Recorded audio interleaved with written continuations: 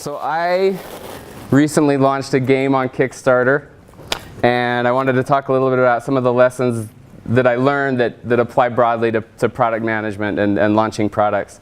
But to start, I want to try this experiment to see if this works. So if you've backed a project on Kickstarter, if you can go to that URL and just type in, it'll ask you to type anything. It makes you put your name in and then type in what the project was. See if this works. I've got a couple of these in here, so I want to test it to make sure it works. So you should see your answers start to pop up there. I'll trust you all to be mature with your answers.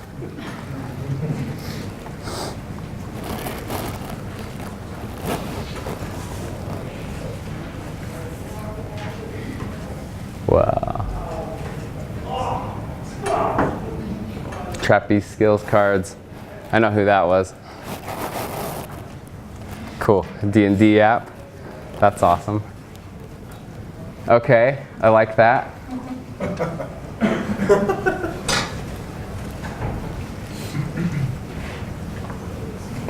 Cool, we got another one. Okay.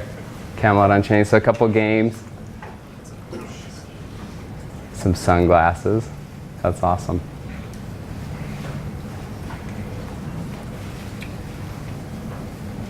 Okay, so who said exploding kittens? Chris, come up and get a game. Cool.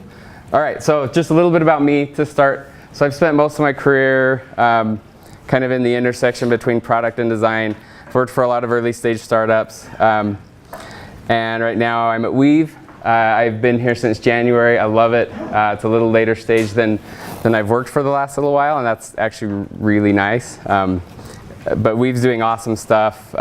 Very product-focused company, and I can't say enough good about what Weave's doing. So to get started, about a year ago, I started thinking about launching a game on Kickstarter, and this slide represents how much I knew about launching a game and also about Kickstarter. I knew literally nothing about either of those things. But I had an idea. I thought, this is probably how much work it'll take. I'll probably spend a lot of time making a great game, and then I'll launch it on Kickstarter and just make hundreds of thousands of dollars, right? Because it's easy. That's what Kickstarter does. So then I started researching, and this is just one fairly prominent guy who has all the information about how to launch on Kickstarter.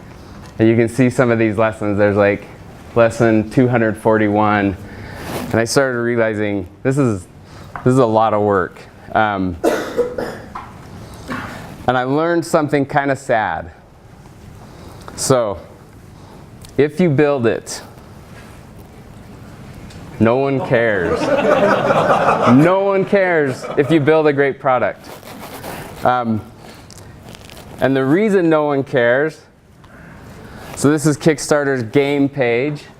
45,000 games on Kickstarter right now. There's a lot of noise out there that you're competing with when you launch a game on Kickstarter. So just having a great game isn't enough, right? So what it ended up at as I started going and launched on Kickstarter, I found that I actually spent as much time on the Kickstarter, on the launch, as I did on creating the game. That was not what I expected.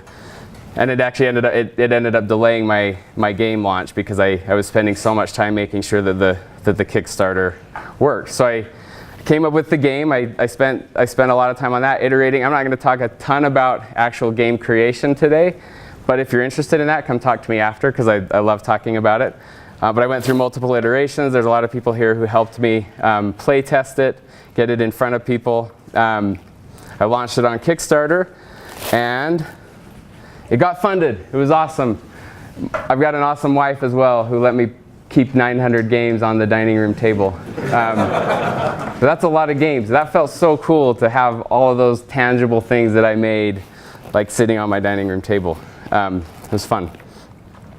But I had kind of an epiphany as I was going through this process, because I realized that this static that I was dealing with, all the noise that I was trying to break through and that I had to break through to have a successful Kickstarter campaign, isn't that different than the noise that we have to fight against as product managers?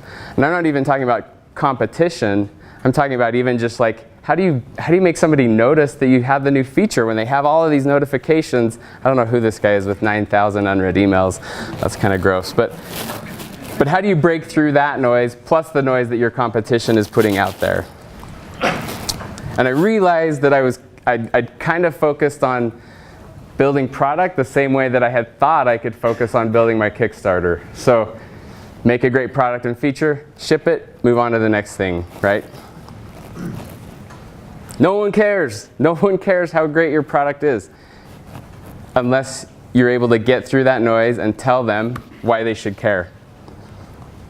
So I want to do another one of these. Think of the last time you bought a product that cost more than $100. What was the main factor that helped you make a decision to buy? I'll give you guys a couple minutes.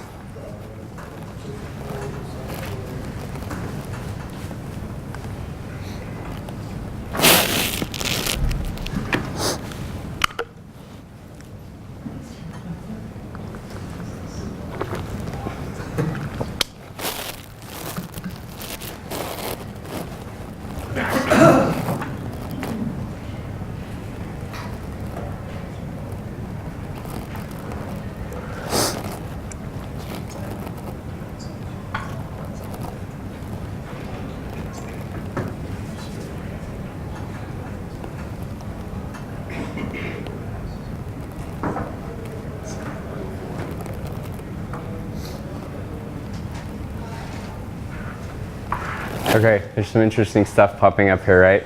We got a little bit about need and necessity. We've got reviews is up there at least 3 times. Good experience using my friend's copy of the product. Whose is that? Jeff. You already have a game, so let's pick a different one. Facial recognition. Who's that? Jeremy, come on. Okay, who said necessity? All right, come grab this game. Actually, just pass it back to him. Thanks. So I kind of boiled all of these down to 3 components that I think every product launch needs to have to break through through the static. One of them is influence, relevance, and then uniqueness. And so I'm going to spend the bulk of the talk just talking through each of those and kind of lessons that I learned through the Kickstarter and how they apply to product launches broadly. So let's start with influence. So this is embarrassing to say. When I started working on my game, I thought I was going to make hundreds of thousands of dollars. I was like, Exploding Kittens did it. They made $8.7 million. I mean, all I need to do is make a great game, right? Secret Hitler, 1.4 million. Unstable Unicorns made almost 2. Even Trogdor made 1.4 million. So yeah, I thought, cool, make a great game, make $1 million. Sweet, I'm gonna do this. So what's the advantage that these guys had that I didn't have? There's history, yeah. And there's even bigger than that, there's an audience already, right? So just Matthew Inman, for example, he created Exploding Kittens. He's got 643,000 followers on Twitter.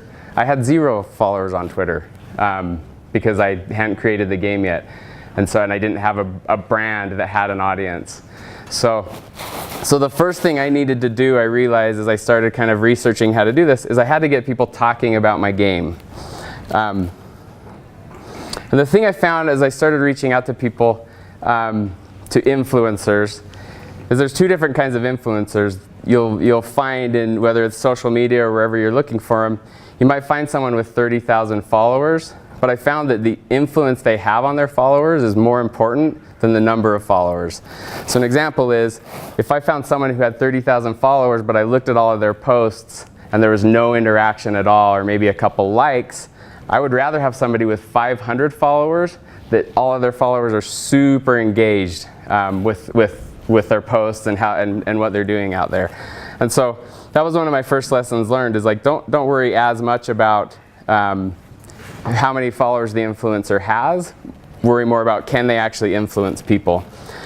And so I started building, I sent an early version of my game out to some influencers to just let them play it and get their feedback, but also get the word out there about the game.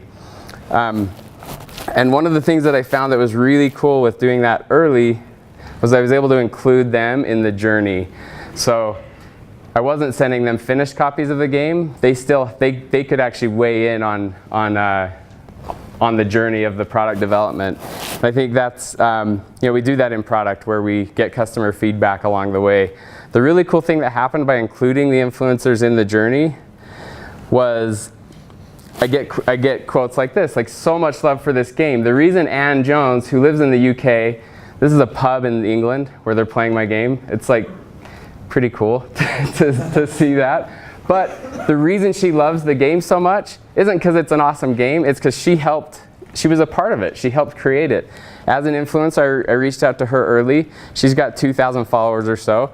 But she feels like she's a part of it, and that makes her love that feature or that game.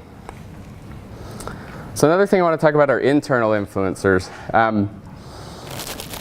How many of you have thought of your customer success team or your support team or your sales team as influencers? This was something I learned coming here to Weave, is that these teams talk to customers a lot more than we do typically in product. They're talking to customers all day long. And they can actually act as influencers. If we're able to show them, first off, if we're able to understand what motivates them and what incentives they have, we can use that to build products and to share products in a way that there's something in it for them to share it with their customers when they're talking to them and when they see a problem that might solve. One of the things we do here at Weave is we've got some pretty good systems for reaching out to our internal employees when we launch a product. So this is a template that we use that you can go through and see, train sales on the new feature, train support, train onboarding, and really make sure that internally you're launching your product or your feature internally as well as externally. So there's this, one of our product managers here, Michael, taught me about this framework called ADKAR, and it's for internal organization changes. And I'm not going to go into super detail in it, but basically you've got to create awareness, you've got to create desire. That ties back to the motivations and incentives that those internal influencers might have. Knowledge and ability to share that, and you need to reinforce, check up with them. How are the customers liking this feature? What problems are you running into? One of the cool things that Rachel, a product manager here, did, she launched a feature recently, and we have this money booth. So she created some training for the feature and then had employees here take the training, and if they took the training, they got a raffle ticket where they could get into the booth and try to grab a bunch of cash. And nothing motivates like money, right? So, but the cool thing about this is they were being trained on the new feature that was being released, so now they know about that feature, and it created a lot of buzz and internal awareness about that feature that then those influencers can go out and share with Weave's customers.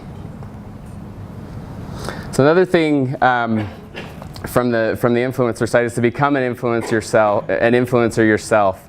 Being a subject matter expert is kind of like influencer inception.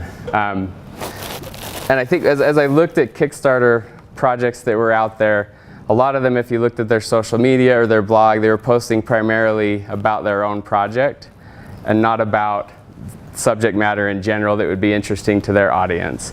So what I tried to do is I looked at some of the Kickstarter projects that had done well, is I posted things that were that I thought would be relevant to my audience, like an XKCD comic on time travel, or another game that was coming out on Kickstarter. But this is not only relevant, but it also puts me out there as an influencer in time travel games. And I'm able to start building an audience that way. So that's a good segue into relevance. So one of the really good pieces of feedback I got right when I started working on this was to go back a bunch of games. And so I went out and backed some games, and what that let me do was really be in the shoes that my future customers were going to be in, so that I could learn how were good Kickstarter projects doing it, how often were they communicating, how often were they sending updates, what was that experience like from the customer perspective, and then also just how were they dealing with all of the noise that's out there as far as competition goes. So this was a really good way for me to kind of get my feet wet in Kickstarter. I had backed projects before, but I was looking at it in a different way now that I was going to start my own. So Product Hunt is a decent way to do this from a product management or UX perspective. There's a lot of new products launching there, and getting out there and testing them out and seeing kind of what are the different things that they do, especially if it's relevant to the audience that you're launching. But are they doing anything creative from a marketing perspective? How are they reaching their customers? I'm often guilty of, when I get a survey, a product survey or an NPS survey, I just delete it. And I feel really guilty when I do that, because I'm sending those same surveys out and I don't want people to delete them. So I try to participate more in those and see, okay, are they reaching out to me after? What are they doing to drive that relevance and let me know about their product? So really what you want to be able to answer is who is my audience? Where are they? Where can I find them? And why do they need my product? And if you can bundle that into your product launch, so who are they? I know who my audience is. Where are they? Where can I find them? And why should they use my product? Then you'll have a product that resonates. I got an example here of just relevance. So this beautiful website is called Board Game Geek. And everything I was reading about Kickstarter said, you got to advertise on Board Game Geek. If you're going to have a successful game on Kickstarter, advertise on Board Game Geek. So I reached out to Board Game Geek and I got the advertising. The minimum buy was $500. I was doing this just out of pocket, so $500 looked like a lot to advertise. But I started reading some of the posts on Board Game Geek. I'd used it before to get reviews, but it didn't feel like it was my audience. They were more into strategic games. My game's really simple, party game, kind of along the lines of Exploding Kittens, which is why you got the game there. But it didn't feel like it was my audience. But I kind of felt like everything I read said I need to advertise on Board Game Geek, so I should probably just do it. What I ended up doing was reaching out to the guy in charge of advertising there, and I showed him my game, and I said, hey, I'm about to make a purchase. I just wanted you to look at this and see if you think your audience would like it. And he actually responded, and he said, this is probably too small to read, but he said, yeah, your game's not going to do well here. It's silly. We don't like silly, lighter games. It's not the right audience. And he did say, there might be an audience for it, but it's not ours. So I don't mean to be a bummer, but I'd rather be honest than have you spend the money. I was so glad that I did that research into, is this the right place to advertise my game? Because otherwise I would have been out $500 and probably not had much return from it. So what I ended up doing, along the lines of relevance, was I went to Facebook. And Facebook let me create ads where I could actually say, okay, I want people who are interested in casual games. I know that people who like Exploding Kittens will probably like this game. And most of you have probably looked at Facebook advertising before, but you can get into some pretty good detail so that your ad is shown to people in the same target audience that you're looking for. So there's no better way to create a product that resonates than to make something relevant. And again, you need to know who your audience is, where they are, and why they need your product to create that resonance and the relevance. So one thing we do here at Weave to create relevance, we use Pendo, and we'll create Pendo guides right within our product that pop up. They may pop up just when you log in. They may pop up in a relevant time in your experience. But they'll take you through a new feature. They'll tell you about a premium feature that we have. Another really cool thing we do with the Pendo guides is advertise these loop webinars. And this is something awesome that Weave does that I would highly suggest that you adopt if you're not already. So we do these customer webinars where the product team, sometimes the CEO, sometimes our training team, we get on. We usually have a few hundred customers that'll get on, and we either talk about new features, we talk about maybe a feature that people don't know about and they're not using, but we'll go through and share how that feature works and why it's relevant to them. It's a great way to create relevance with your audience. We also take questions afterwards, and we get hundreds of questions, that we're able to then use either in product development or to help, customers get more out of our product. So let's talk a little bit about uniqueness. In launching a Kickstarter campaign, the pieces of feedback that I kept getting was you need to have really clear messaging, and then you have to have standout content, like something that really stands out. So an example of clear messaging, those of you who have been on Kickstarter a lot, the rewards are typically very unclear. You'll go in and see, a lot of products on Kickstarter will have 15 different reward levels, and you don't really know what you're getting. And the feedback I was reading was, don't have more than 3. Make it really obvious what you're getting. Don't try to add t-shirts and all of this other stuff. Just make it really clear. And I think that's just great, a great practice across any product launch. Just make the value prop super clear and obvious. Okay, so we're going to do another group activity. So find someone near you who you don't work with, and I'm going to take a couple minutes. I want you each to tell each other, or if it's a bigger group, just share what, like a recent product, the product you launched last, and what it did, like what the value prop was. So take a couple minutes. Everybody loves group activities, right? Okay. So who can stand up and tell me what their neighbor that they talked to just launched? Come on, somebody. Riley, go for it. Sorry, what did you say? What did your neighbor launch? He launched a comic book that he drew himself. Awesome. Yeah. All right, I've got one more. Who can tell me what their neighbor launched? You can't do it. It's got to be. Go for it.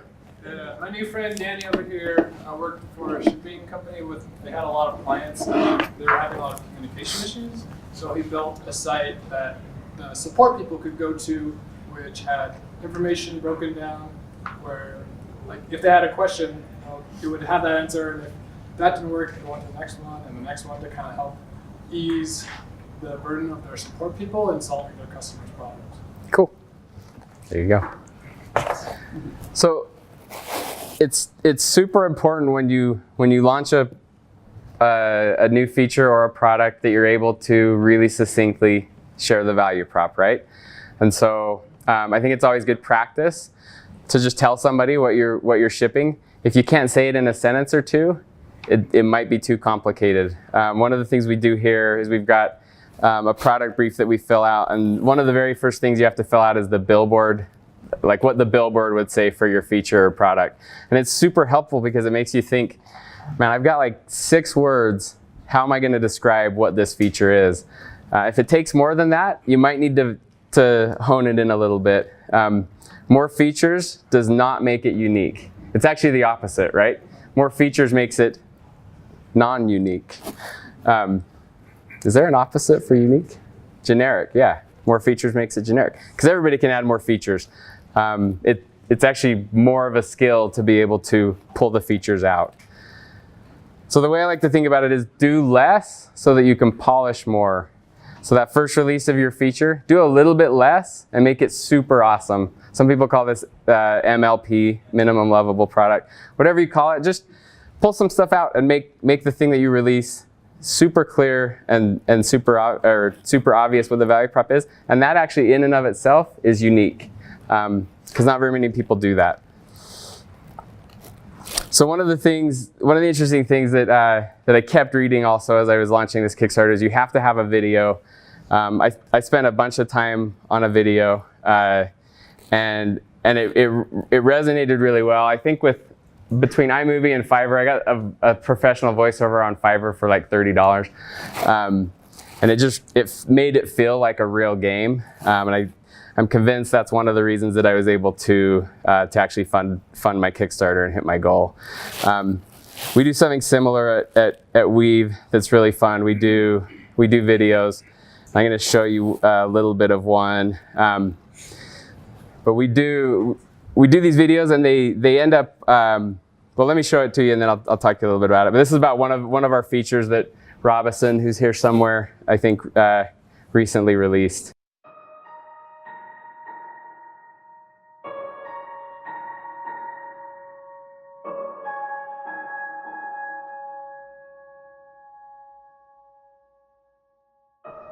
People think it's so easy being an automated recall message, so they just set me and forget me.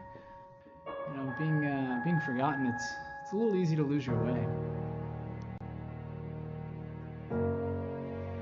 You know, I was trying to do my job and I was working hard, but you know, I wasn't sure if I was always working in the smartest way. You know, and the worst part is, even after working really hard, you know, it felt like nobody ever really cared what I was going through. But then I met Abby.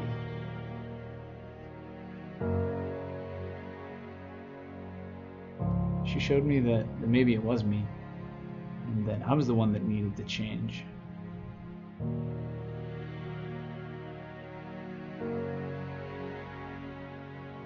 I could have understood who I was talking to. My delivery needed work. So, you know, I changed, and it wasn't as hard as I thought it would be.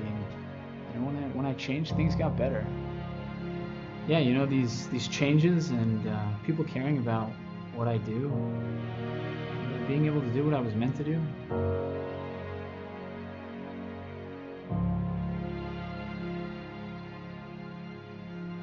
Yeah, I'm in a good place right now.